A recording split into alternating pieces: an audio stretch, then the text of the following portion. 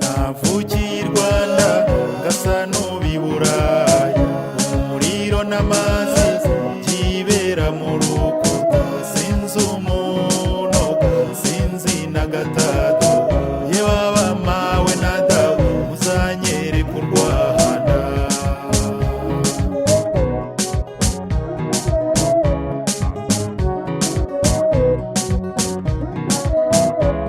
Tante dupfaniki na onkle we ni bakuze dupfaniki, bofrere ni muntu ki, oya sekani oya rwose ndababaye, zibariza sogokuru n'insura nyogokuru.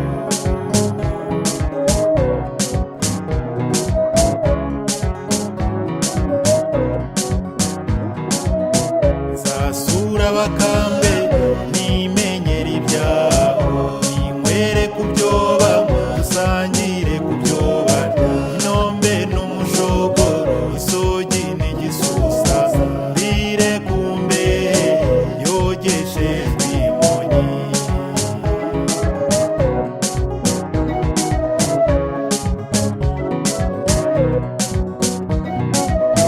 Fata isuka njye kurima nsarurire mu bigega, ibitebo n'imiti kidasesa n'urutaro, dore ingasire n'urusyo, umuhini n'isekuru, urukebano n'umuvure, nengemwe ku gikatsi.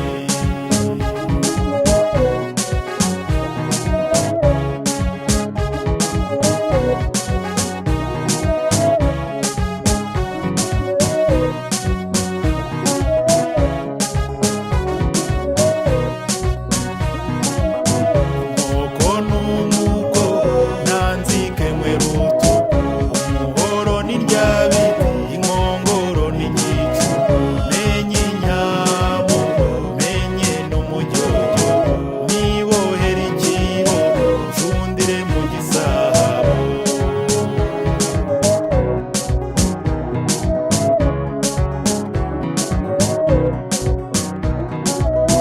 Zinywera ku marwa dutaramiye mu kirambi, nirebera mu mbari munsi y'urusenyi, inyuma ari ku rutara, hino mu mfuruka, hirya ho ni mu mbere ngo habayo n'uruhimbi.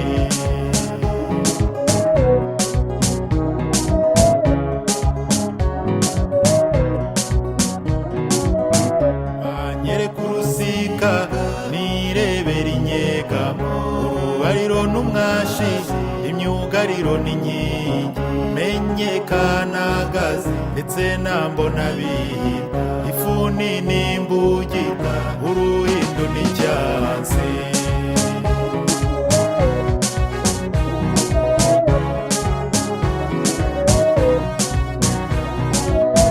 Menye imigani yaho kirazira n'ibisakuzo, wicaye ku iryazo ntarara ngo aramuke, uraye mu isekuru ucyahindura igitsina, ngo akavumbura amashyiga gashyigura utaryama.